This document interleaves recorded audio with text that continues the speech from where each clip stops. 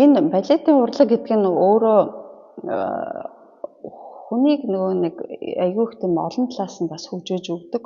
Баруун зүүнээ ялгачдаг, юм хийхдээ эв дүүгийг олж хийдэг, юмыг харахтаа ондоогоор хардаг тийм үү тий. Хийхдээ өөрөөр хийдэг. Ер нь бол тоолдгүй штэ. Аягүй олон хүмүүс надаас хэдэн оюутантай гэж асуудаг. Би ерөөс тоолдгүй. За баярлалаа, сайн байна уу? За би Туяа Төмөн гэж юм байна. Би одоо бүжгийн багш хийдэг. Америкийн нэгдсэн улс 1996 онд ирж ирсэн. Тэгээ одоо энэ ч бараг 30 жил болж байна. 31 жил болж байна. Тэгээд энэ балетын сургууль ажилладаг. Тийм хүн байна. Би Оросын нэгдсэн улсын Ленинград хотын балетын сургуульд төгсөж байсан 1992 онд. Тэгээд улсын дур бүжгийн Эрдэнэ театрт 3 жил ажиллаад тэгээд нааш иржсэн.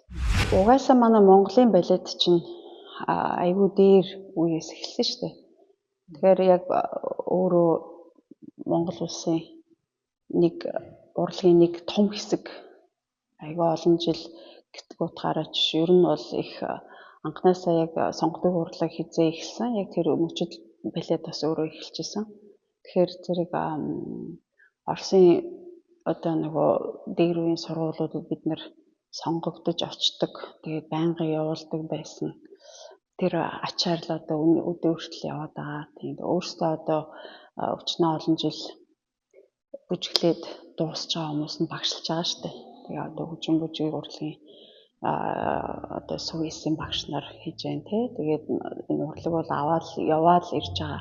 Төвшин гэж ярих юм бол ер нь бол тэгж эхэлснээс бас айгүй ганцхан шалтгааллахгүй бас хүүхдүүд нь нэлээд ингээд нөгөө байнгын төгсөлт ирж байгаа явагдаж байгаа учраас ер нь мэргэжлийн төвшин бол өндөр штэ.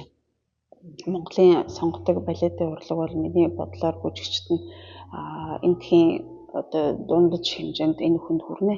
Сайн бүжигчд их байдаг. Ер нь бол багш нар ч гэсэн сайн байдаг гэж би боддог шүү дээ. За одоо энэ урлагийг бол манай энэ Америкт болохоор хүүхдүүдийг ер нь бол нөгөө амьдралын нэг сонирхоод тэгээд энэ сонирхлоос гадна энэгээр хичээснээр бас хамаагүй илүү ямар шуухан ингээд өөрийнх нь биенийх нь эвдүү тий одоо юмыг харах өнцөг юмыг мэдрэх өнцөг гэдгийг илүү чухалчилж энэ хичээл юг балетыг сонгож хүүхдүүдэд явуулдаг. Тэрнээс биш бүгдээрээ мэргэжлийн төвшөнд бүжиглэнэ гэдэг утгаараа яаж оролдоггүй. Манай Монголын сонирхчд гэхээр зэрэг бас одоо бол ер нь аягүй олон эцэг эхнэр хүүхдүүдэд өгдөг болсон байна лээ. Бас дээрээс нь зөндөө олон жижиг бага сургуулиуд нээгдсэн байлээ шүү дээ. Тэгэхээр тэнд бас тийм маягаар зөндөө л оруулдаг бах. Яг бүжигчин болно гэдэг утгаараа оруулах юм бол тэр чинь өөрөөсөө сонирхоод дээрээс нь бас шалгуулад орж байгаа үжим үжиг гэж сурвал байгаа шүү дээ. Тийм. Тэгэхээр зэрэг тэр хөгжим бүжгийн коллеж гэж сурвал өөрөө хүүхдүүдэд авахтаа сонирхож байгаа гэдгээс гадна бас илүү мэргэжил тал руугаа тарахгүй хүн сонгож байгаа шилж байгаад авдаг шүү дээ. Тэрнээс энэ бүжигийг бол хинч сонирхоод хийж болно. Өөрийнхөө хувийн ямар нэгэн хэмжээгээр те яг юун зориулж авч байгаа гэдгээрээ 96 онд ирээд би энэ бүжиглсэн шүү дээ. Тэгээд 5-6 балетын компанид бүжиглж байсан. Тэгээд би 2 дахь хүүхдээ гаргаад 37-д би бүжиглэхээ барьсан. Тэгээд тэрнээсээ хойш дандаа багшилж эхэлсэн. Одоо багшлал бараг 30 жил болж байна. Тэгээд энэ тэнд зөндөө олон сургууль болон бас компаниудад багшилж эхэлж байсан болохоор өнөөдөр одоо 30 дахь жилдээ бүжиглж байгаа багшилж байгаа юм уу сайн мэдэхгүй тоолж мэдэхгүй байна. За яг балетын урлагийг сонирхоод өөрөөсөө юу одоо энэ бүжгийг сонирхоод сурыг гэж нийт хүүхдүүдэд 9-с дээш насны хүүхдүүдэд хичээл авах сонирхолтой байгаа хүүхдүүд тий заавал хөгжим бүжиг биш гэх юм уран сургуульд ч гэсэн багшилж байгаа хичээл авч байгаа хүүхдүүдэд зориулж хэлэхэд ер нь бол нөгөө нэг одоо энэ бүжигч өөрөө дээр ганцхан багш нарын сонголтоор сонгогдоод явдаг байсан бол өнөөдөр чи үнэхээр дуртай да өөрөө сураад те өөрөө энэ мэрэгжлийг ингээд тууштай багш аваад тэгээд төгсөөд бүрэн одоо бүжигчин болж болох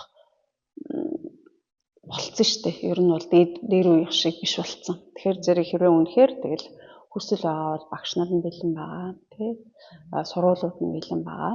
Тэгэхээр ерөөсөө за би тэнцэхгүй юм байна, би болохгүй юм байна гэд одоо бодож байгаа бол бас тодорхой хэмжээнд яг тийм байдаггүй. Зарим хүүхдүүд одоо юу гэдэг гимнастикаас эхлээд бүжигчин болцсон байх тий. Тэгээд нэг ээж аав нь авч явсараа бүжигчин болцсон байх. Эсвэл өөрөө сонирхож гэртээ хийсээр багш нарын сонирхоод ингээд шахаад тий. Угаасаа байгалийн явьяастай бол хүүхд чинь тэгээд яваад бүжигчин болох тийм зөндөө юу байдаг. Одоо ямар нэгэн байдлаар бүжигчин тэрнээс яг ингээд өөрөө сонгогдоод би болох байхгүй ах уу. Одоо нэг хүн чи болохгүй дээ гэж хэлсэн бол болохгүй гэсэн үг биш байхгүй. Тэгэхээр зэрэг хэрэг үнэхээр сонирхож байгаа бол тэгээ дэрийг ингээд тултал нь бас өөртөө багш нар аваад өөрийгөө ажиллаад нэг тодорхой хэмжээнд явж үзчихэд тэгээд хүүхдүүд бас өөртөө сонгох боломжтой болоод ер нь бүжигчин болох боломж нь бүрэн хангагдсан байгаа манай Монголд гэж би бодож байна. Мэргэжлийн бүжигчид болж байгаа хүүхдүүд бол ер нь бол ганцхан Монгол гэхгүйгээр ер нь ертөнцид бүжиглэх зорилготой гэсэн маягаар бүжиглэх нь хамаагүй зөв болов. Дээр үечин бол одоо ганцхан тий энчээ гэдэгээс нь бол одоо бол бүрэн хаанч хамаагүй бүжиглэх боломжтой ертөнцийн бүх ганцэр балет байгаа тий. Тэнд очиж гэсэн хаан дуртай газараа сурмаар байгаа гэдэг шиг дуртай газараа очиж бүжиглэх тийм боломжтой үе болцсон болов. Тэгэх юм болохоор бас томоор харах нь хамаагүй илүү манай залуу бүжигчдэд бас хэрэгтэй байгаа. Энэ балетын урлаг гэдэг нь өөрөө хүнийг нөгөө нэг аягүй их тийм олон талаас нь бас хөгжөөж өгдөг. Тэгэхээр хүн өсөх насан дээрээ янз бүрийн спорт юм уу, урлаг юм уу, хөгжим юм уу тий сурах тэр юунууд чи өөрт нь хүн гэдэг утгаараа одоо ямар нэгэн ажил дээр гарсан ч гэсэн тэр нь өөрт нь эв дүү болж зуршдаг тий. Одоо энэнийг сурж яснараа нэг юм тууштай болдог, зуршилтай болдог, ядаж нэг баруун зүүнээ ялгачдаг, юм хийхдээ эв дүүг нь олж хийдэг, юмыг харахтаа ондоогоор хардаг тийм үү тий. Хийхдээ өөрөөр хийдэг. Тэр одоо хүнд хамгийн гагцуу хамгийн хэрэгтэй гэсэн үйл хөдөлгөөний эвсэл гэж байна шүү дээ. Тэр чинь бүр хөдөлгөөний эвслээс гадна хүний тархины бодлыг бас арай өөр болгож өгдөг. Тэгэхээр зэрэг энэ хүн гэдэг утгаараа ер нь бол бүжиг хамгийн түрүүнд хүүхдэд байдаг шиг хөгжим сонсороо хүн хөдлөд эхэлдэг шиг ямар нэг юм хийж явахдаа хамаагүй эв дүүтэй хийж сургадаг тийм урлаг багхгүй юу. Тэгэхээр зэрэг энийг одоо харчаа за энэгээр хоолоо идэж олж идэхгүй гэдэг ч юм уу те. Энийг хийсээр хагаад өөр мэрэгжил сурж амжихгүй гэдэг ч юм уу. Эсвэл энэ одоо ирээдүг бай гэдэг ч юм уу. Тийм юмнуудыг онцгойлж хэлж харахаасаа илүүтэйгээр одоо хүн гэдэг өөрөө утгаараа энэ урлагийг хийснээрээ хамаагүй өөрийнхөө би гэдэг чанараа хамаагүй төхөн болдог гэдгийг би ер нь бол багшилж авахын хугацаанд ч юм уу тий өөрөө сурч авах хугацаанд ч юм уу мэдэрсэн бас харсан. Тэгээд ер нь бол би 30 жил ажиллахдаа жил бол хүүхд төгсөж штэ. Ингээл аваад яваал нөгөөх нь 5-аас эхлээл. Зарим нь бүр 3-аас эхэлж байна тий 3-аас эхлээл тэгэл хай скул төгсөөл нэг 18 студент баяртай гэл коллеж явж штэ. Тэгээ коллеж явсан тэр хэмжээндээ одоо харахад энийг хичээлжээс хүүхдүүд маань хамаагүй илүү амьдралд юутай байдаг арай нүдэн нээлттэй өөр хардаг тий юмыг өөрөөр харьцуулж бодож чаддаг.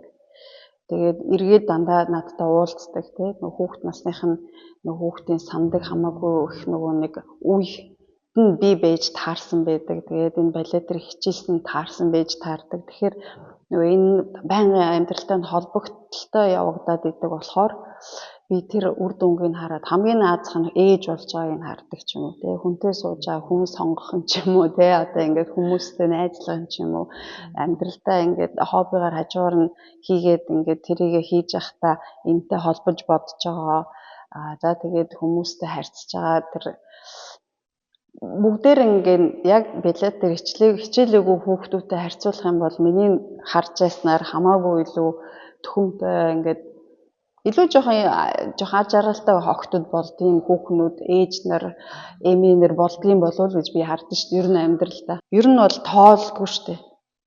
Айгүй олон хүмүүс надаас хэдэн оюутантай гэж асуудаг би ерөөс тоолдгүй. Тэгээд ихэнх нь би өөрөө багшлдгүй бид нар бас багш нар авдаг тий. Жоохон хүүхдүүдийн багш нараа том хүүхдүүдийн багш нарыг би өөрөө аюу яадаг трейн хийдэг тий одоо ингээд яг өөрхөн програмд тааруулж нөгөө төлөвлөгөө бэлддэг. Тэрнээс ч ингээд тэрний хажуугаар чинь бас энэ modern contemporary lyrical tap hip hop гэх бүжгнүүд биш тэрийг заана. Тэгээд тэдрийг яг тусдаа авдаг багш нарын навна. Тэгэхээр тэд нартайгээ нийлээ тийм бүжиг авдагаас ахуулаад балетийнхаа авдаг. Тэгээд дээрэс нь манайх бас хүүхдүүдээ сургуулиас нь очиж аваад өдрөг өнжүүлдэг тийм програм хажуугаар нь явагддаг. Тэгэхээр зэрэг янз бүрийн шалтгаанаар энэ сургуулийг явуулдаг л та.